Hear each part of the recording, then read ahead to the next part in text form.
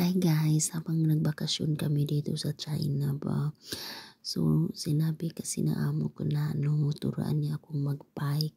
So ito na yung time na nagsimula na kaming mag-bike, So ito yung nangyari. Alam niyo guys, akala ko talaga madali yung matuto ng bike.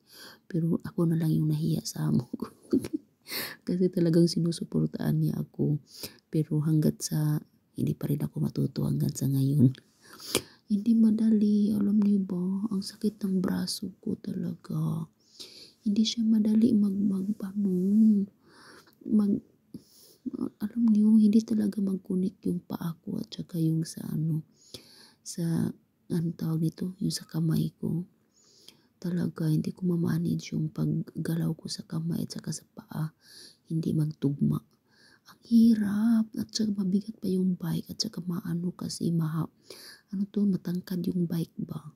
So ako kasi hindi ako matangkad kaya hindi ko maabot yung ground at saka hindi ako masyado makabalance kasi nga hindi ko nga abot yung ground at saka yun. Pero parang ako na yung nahiya, parang sabi ko ayoko na lang kasi baka ito mawala yung pasensya kasi hindi to siya mapasensyoso kasi mabilis parang mabilis, pero ayaw niya akong mag-give up, pero ako yung nahiya kasi nagpaturo nga ako sa kanya, di ba? Ilang beses ako natumban yan. Tapos yan. Tapos pinaano na lang niya ako, parang sinabihan niya ako na ganito, parang ini-explain niya sa akin na ito ang gagawin. Pero pag ako na yun, parang hindi ko talaga kaya. Naluka ko din. Diba? Tingnan mo yung ano ko dyan. Para akong lula. Di ba nakakatawa? Pero talaga, ang hirap talaga. Sabi ko, give up na ako. Kasi dati, kasi nung pa ako, yung young time pa, sinubukan kong magbahay kaso lang nag-give up din ako kasi hindi ko talaga kaya.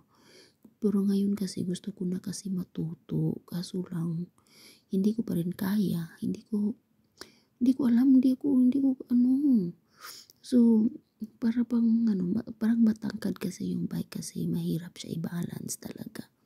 Nahirapan talaga ako. Tingnan mo yung paa ko hindi makaapak sa natatawa na lang ako dito at sabi ko ayoko na lang maghanap na lang ako yung mababa na bike ba, hindi masyado matangkad kasi masyado kaya hindi ako makapag-balance ng maayos at charot.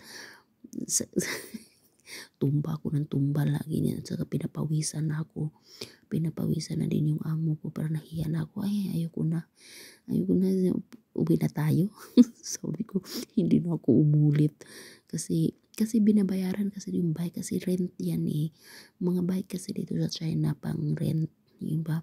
Kasi gusto ko kasi matuto ng bike kasi may motor na para bang mas mabilis lang, diba? Mag-bike lang kayo, ganun.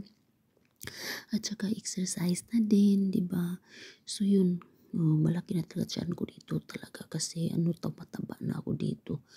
Hindi ko alam kung paano ko ito paliitin yung tiyan ko. Talaga yun talaga nag-give up na ako dyan. Sabi ko, hindi na, uwi na tayo kasi parang pinapawis na pawis ako noon. Kung lang, kasi parang mabigat yung bike. Parang na-stress ako sa bike, mabigat at mahirap pa siya ma-balance. Maganda, gusto ko talagang matuto ng bike pero talagang mahirap talaga siya. Lagi akong natumba at masakit pa yung paa ko at saka yung braso ko parang sa kakahawak dun sa drive na yun, ba yung tawag nun. Yun, basta gusto ko talagang matuto. Subukan ko na lang next time. Hindi tayo susuko hanggat natin hindi tayo matuto ba. Hindi tayo susuko. Char. Sayang talaga pero kung hindi ko talaga kaya, hindi ko na lang pipilitin, diba? Kaysa maano pa ako dyan, magka blue black pa ako dyan.